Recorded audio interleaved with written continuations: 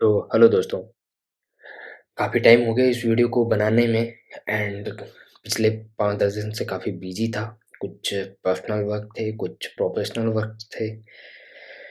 सो ये वीडियो आज बना रहा हूँ, तो देखते हैं इस प्रॉब्लम में क्या है और क्या प्रॉब्लम इसको किस तरीके से सॉल्व करना है। तो ये एरे का एक प्रॉब्लम है जो कि है मिनिमम स्वैपिंग के ऊपर। सो यहाँ पे हम देखने वाले हैं कि एक एरे है, उस एरे को अनसॉर्टेड एरे को अगर सॉर्ट करना है तो हमें कितने मिनिमम स्वैपिंग की नीड होगी, वो हमें निकाल के देना है। ठीक है।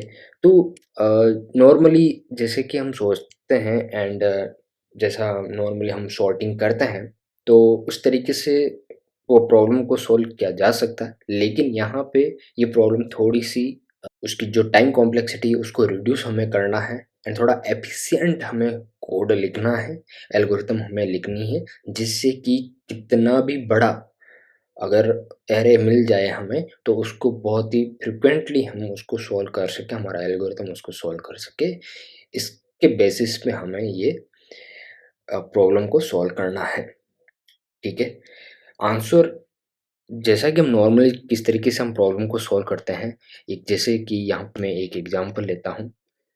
लेट सपोज कि 5 6 4 3 एंड 1 ये एक अनसॉर्टेड एरे है, राइट।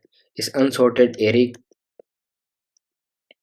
को हमें इंक्रीजिंग ऑर्डर में अगर सॉर्ट करना है तो हम किस तरीके से करेंगे। तो यहाँ पे हमारा आएगा 1, देन हमारा आएगा 3, फिर आएगा 4, फिर आएगा 5, फिर आएगा 6, राइट। तो यहाँ पे जो हमारे पास में एलिमेंट्स है टोटल वो है 5। तो यहाँ पे अगर इसकी इंडेक्सिंग हम करते हैं तो यहाँ पे 0, यहाँ पे 1, यहाँ पे 2, 3 एंड 4 एंड यहाँ पे है 0, 1, 2, 3, 4, राइट। अब इसमें अगर हम कंपेयर करें कि कौन से एलिमेंट की इंडेक्स चेंज हुई है, तो यहाँ पे जो ये 1 एलिमेंट है ये 0th इंडेक्स पे है, बट ये पहले जो था 0th इंडेक्स पे नहीं था। ये किस पे था? ये था 4 पे, ये यहाँ पे था, राइट। एंड यहाँ पे जो 3 एलिमेंट है इसकी जो इंडेक्सिंग जो पहले थी वो थी यहाँ पे, एंड 4 की जो इंडेक्सिंग थी वो सेम ही है, एंड 5 की जो थी वो पहले थी 0th पे, एंड 6 की 1 पे, राइट। तो यहाँ पे टोटल 4 स्वैपिंग हुई है अनसॉर्टेड एरे को शॉर्ट बनाने के लिए। ठीक है। तो जो हमारा आंसर होगा वो होगा 4, राइट। सो नॉर्मली हम किस तरीके से कोई भी एरे को शॉर्ट करते हैं, हम फॉर लूप लगाते हैं, राइट। और उसके अंदर एक और फॉर लूप लगाते हैं जहाँ पे अगर शॉर्ट करने की नीड होती है तो वहाँ पे हम क्या करते हैं, स्वैपिंग करते हैं। ठीक है। तो स्वैपिंग को हमने कॉल किया और वहीं पे हम एक काउंट ले लेते हैं और उस काउंट को हम इनिशियली उसकी वैल्यू जो ले लेते हैं वो 0, एंड यहाँ पे हम उस काउंट को अगर स्वैप हुआ है तो हम काउंट को इंक्रीमेंट कर देते हैं। ठीक है। अगर नहीं नीड है स्वैपिंग की तो हम इंक्रीमेंट नहीं करते, तो उस तरीके से भी आंसर निकल सकता है, कोई दिक्कत नहीं है। बट ये जो एल्गोरिथम है इसमें बहुत ज़्यादा टाइम कंज्यूम हो जाता है। ठीक है। 100 अगर एलिमेंट्स हो कोई दिक्कत नहीं है, लेकिन लाखों में अगर एलिमेंट्स हो एरे के अंदर तो वहाँ पे इस तरह की प्रॉब्लम को सॉल्व करना बहुत ज़्यादा टाइम कंज्यूमिंग हो जाता है। तो इसके लिए क्या सॉल्यूशन है? तो इसके लिए सॉल्यूशन है कि हम इसको एक लिंक लिस्ट या एक डिक्शनरी फॉर्मेट के अंदर इसको सॉर्ट करते हैं। वो किस तरीके से हम करेंगे, तो यहाँ पे हम एक डिक्शनरी ले लेंगे और उस डिक्शनरी के अंदर क्या लेंगे हम, एक को होता है की, एक होता है वैल्यू, राइट। तो यहाँ पे हम क्या करेंगे कि की में हम ले लेंगे एलिमेंट, ठीक है।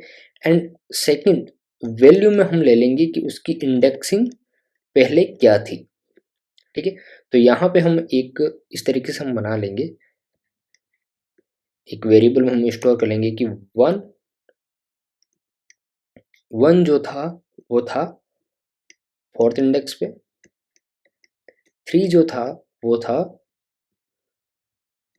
3 इंडेक्स पे, एंड 4 जो था वो था 2 इंडेक्स पे, एंड फिफ्थ जो था वो था 0th इंडेक्स पे, एंड सिक्स्थ जो था वो था 1 इंडेक्स पे। ठीक है, इस तरीके से हम एक वेरिएबल में इसको स्टोर कर लेंगे, एंड सेकंड वेरिएबल में एक और हम एक एरे लेंगे। ठीक है, और उसके अंदर हम क्या करेंगे कि पहले जितने भी एलिमेंट्स है उतने एलिमेंट्स को हम क्या करेंगे, 1 1 हम ले लेंगे। वो किस लिए लेंगे ये भी मैं बता देता हूँ कि यहाँ पे 5 एलिमेंट्स है तो हमने 5 यहाँ पे बुलियन वैल्यू ले रहे हैं हम। ठीक है, तो true true true true true. ठीक है, तो जिसको हम विजिट कर लेंगे उस इंडेक्स को हम यहाँ पे क्या बना देंगे, 0 बना देंगे। ठीक है, तो इसको मैं इस तरीके से ले लेता हूँ, ये एक एरे है। तो सबसे पहले हम गए 0th इंडेक्स पे, एंड यहाँ पे जो हमारा है वो है ये वाला। अब यहाँ पे हम देखेंगे कि 1 एलिमेंट है जो कि 4th इंडेक्स से आया है। ठीक है, तो 4th इंडेक्स यहाँ पे है। ठीक है, 4, अब ये यहाँ से आया है, राइट, यहाँ से आया है, यानी कि इस एरे के अंदर जो यहाँ से अगर ये आया है तो यहाँ पे जो एलिमेंट है उसको हम देखेंगे। ठीक है, तो ये 4 कहाँ से आया है, यहाँ पे आया है। ठीक है, तो इस इस पोजीशन पे हम आगे 4th से हमने डायरेक्ट पॉइंट आउट किया इस वाले इंडेक्स को। अब यहाँ पे हमने हमारा जो ये एलिमेंट है पूरा पूरा, यहाँ पे की वैल्यू जो है 6 है, एंड ये जो आया है वो आया है 1 से। ठीक है, तो ये आया है 1 से, ये 1 से आया। ठीक है, तो यहाँ पे हम आ गए। अब यहाँ पे हम देख रहे हैं कि यहाँ पे एलिमेंट है 3, इस एलिमेंट में जो एलिमेंट है वो है 3, एंड ये 3 एलिमेंट आया है 3rd इंडेक्स से। ठीक है, यानी कि ये आया है यहाँ से, राइट। अब अगर ये यहाँ से आया है तो यहाँ पे हम देखेंगे कि 5th ये वाला जो एलिमेंट है ये कहाँ से आया, ये आया है 0th इंडेक्स से। तो हम देखेंगे कि 0th इंडेक्स कहाँ पे है, यहाँ पे है।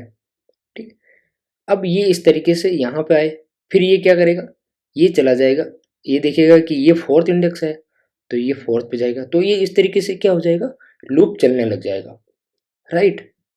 बट हमें इसको ब्रेक करना है, तो हम क्या करेंगे कि जिस एलिमेंट पे हम पहुंच जाते हैं वहां पे हमें क्या कर देना है, 0 कर देना है। यानी कि सबसे पहले हम यहाँ पे आए, ठीक है, यहाँ से हम यहाँ पे गए, तो इसको हम यहाँ पे इसकी वैल्यू क्या कर देंगे, 0 कर देंगे। ठीक है, एंड यहाँ से हम गए 4th इंडेक्स, तो यहाँ पे भी हम क्या कर देंगे, यहाँ पे भी हम 0 कर देंगे।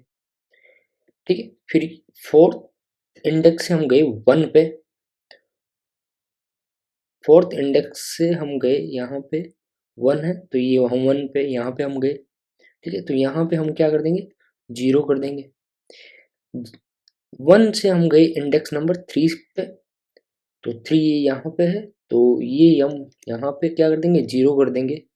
ठीक है, एंड ये हम तभी इस जगह पे हम जाएंगे जब इस एरे के अंदर उस इंडेक्स पे इस एरे में अगर वैल्यू ट्रू है तभी हम उसमें जाएंगे, इसलिए हमने ये एरे लिया है।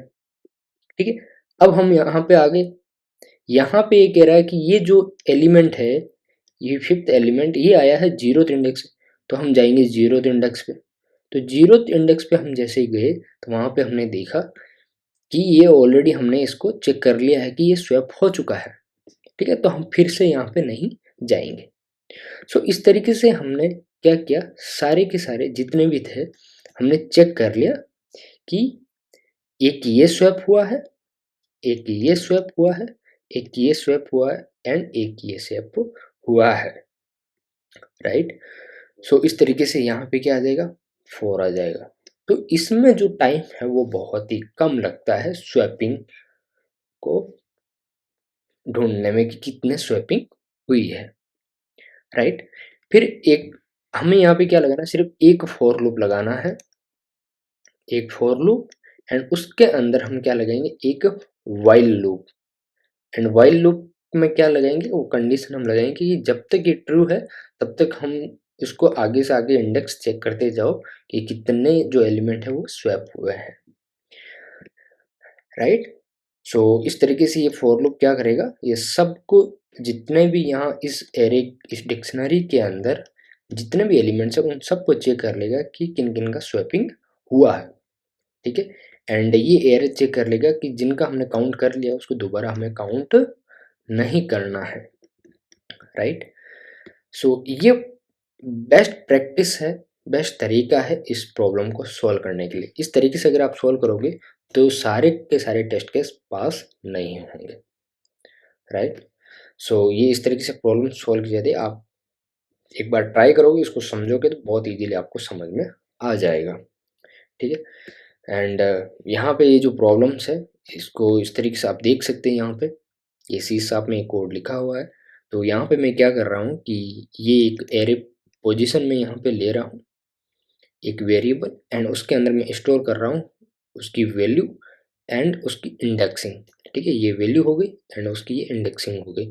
फिर मैं उसको क्या कर दे रहा हूँ, सॉर्ट कर दे रहा हूँ एंड एक बुलियन एरे में ले रहा हूँ जिसके अंदर जितने एलिमेंट्स है उतने में बुलियन वैल्यू ले रहा हूँ और बाय डिफॉल्ट ये ट्रू लेगा, ठीक है। देन उसके बाद में आंसर जो मेरा होगा वो इनिशियल लेवल पे मैंने 0 ले लिया, जो काउंट हम बोल रहे थे। यहाँ पे मैंने फॉर लूप मैंने बताया था कि फॉर लूप हम लेंगे सारे इस एरे पोज के अंदर जितने भी एलिमेंट है उन सबको हम चेक करेंगे एंड वाइल लूप लगाएंगे जब तक कि हमारी कंडीशन विज मीन्स इसमें जब तक ये ट्रू है तब तक हम इसको चलाते जाएंगे एंड वो पोजीशन हम चेंज करते जाएंगे इसके अंदर कि हमें किन किन को जो स्वैपिंग हुआ है उससे हमें पता चल जाएगी कि किन किन की पोजीशन चेंज हुई है, राइट। एंड देन उसके बाद में जितने भी साइकिल्स हैं उन साइकिल्स को हम क्या करेंगे, आंसर के अंदर स्टोर कर लेंगे एंड फिर फाइनली हम क्या कर देंगे, इस आंसर को रिटर्न कर देंगे, ठीक है। सो इस तरीके से ये प्रॉब्लम सोल्व की जाती है। अगर आप फॉर लूप लगाओगे, फॉर लूप से बहुत ज़्यादा टाइम लग जाएगा, वहाँ पे अननेसेसरी वो उसके अंदर घूमता रहेगा, ठीक है ना। अब इसको मैं अगर रन करूँगा तो ये परफेक्ट आंसर हमें मिल जाएगा। प्रोसेसिंग इसकी हो रही है और जब तक इसकी प्रोसेसिंग हो रही है, अगर आप channel first time please channel को सब्सक्राइब कर लें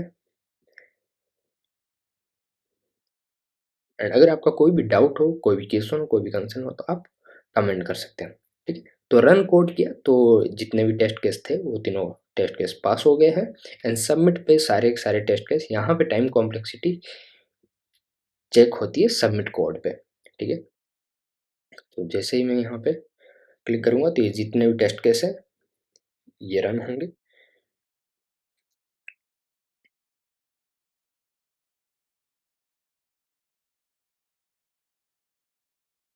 थोड़ा सा ये टाइम लेगा बट ये सारे के सारे रन हो जाएंगे। तो ये परफेक्टली जितने भी टेस्ट केस थे वो सारे रन हो गए, ठीक है।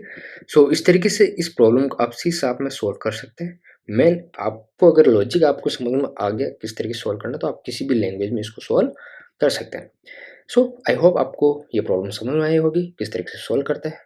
सो अगर आपका कोई भी डाउट हो, कोई भी कंसर्न हो तो कमेंट कर सकते हैं एंड वीडियो अच्छा लगा तो लाइक करें, शेयर करें, चैनल फर्स्ट में प्लीज़ चैनल को सब्सक्राइब करें। मिलते हैं नेक्स्ट वीडियो में, तब तक के लिए बाय बाय।